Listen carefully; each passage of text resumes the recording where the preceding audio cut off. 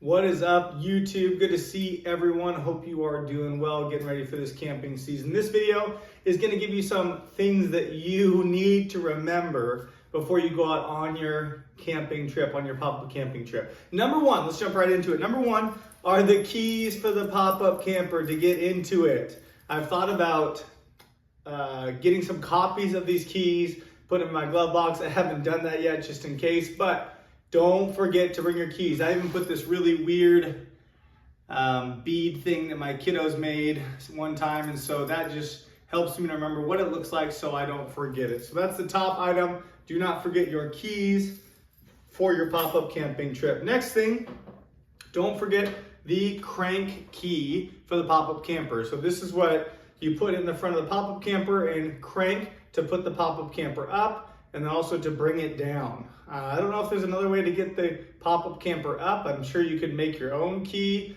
but obviously you want to bring this so that you can put the pop-up camper up and put the pop-up camper down. Also, you need to make sure to bring your registration and your insurance, just in case you get pulled over, so that the police or whoever pulls you over, State Patrol, knows that you are insured and that you have the registration for the trailer and for your tow vehicle as well. So don't forget those items before you head out on the pop-up camping trip. Another item you're gonna wanna make sure you bring is a lock for your pop-up camper. Now, not everyone has this, but I have this Reese tow power set. I'm gonna bring it nice and close. All right, so you can see it. So this has a lock for the pop-up camper hitch. It also has a lock for the hitch that's on the actual car, so no one can pull out the tow hitch on there. And so it's got a lock on both sides. You've seen it in other videos, but I think this is must have. I bought it from Lowe's, and so I would take a look at that. But that is an essential item to bring so that nobody takes or messes with your pop-up camper in case you leave the campsite and go somewhere else.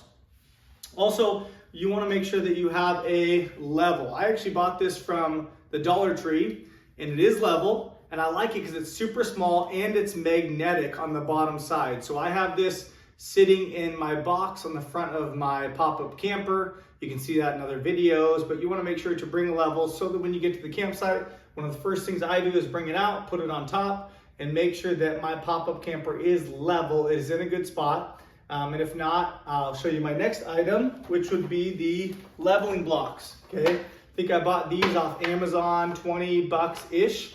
And so there's 4 different pieces that stack. There's a bunch of different variations of leveling blocks that you can purchase. There's also adjustable blocks. There's also one that you can put on your tire to move one side of the pop-up up and down. I didn't want to spend that much money on it. There's a lot of different variations, but you need to make sure you have some leveling blocks. There's ones that are orange, like my buddy has, that go into like a container you can take with you. But you want to make sure you have some nice leveling blocks so you can level out at the campsite. You also want to make sure you have the chalk.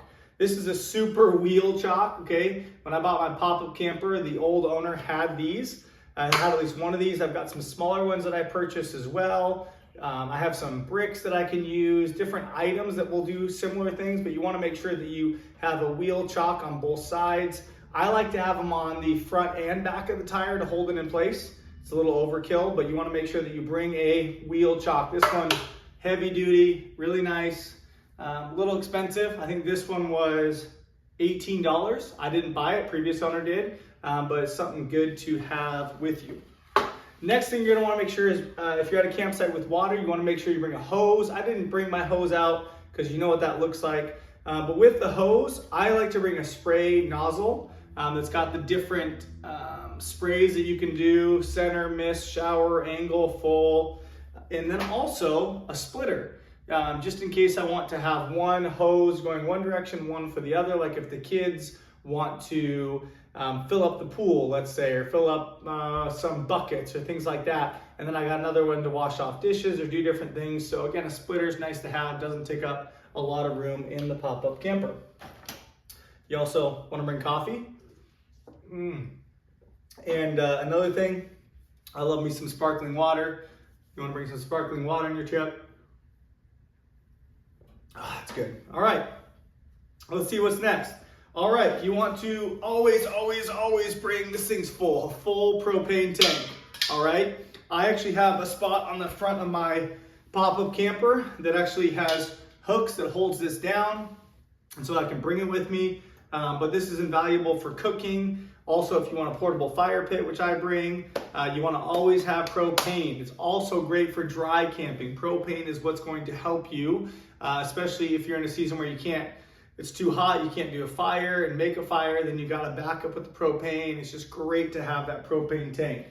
If you're in a place where you can use electric, I highly recommend, you've seen this in other videos, but a electric space heater. This one's great. If it falls over, it turns off.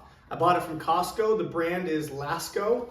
All right, I don't know if they still have this brand, but it's great. It keeps it decently warm. And again, you're gonna need a place where you got electric. It doesn't take up a bunch of space, but you'd be surprised when you're out pop-up camping or tent camping, how cold it gets at night. And so having one of these, a little more heat can really make a difference. I used this the other night when we were tent camping with the boys out on the deck.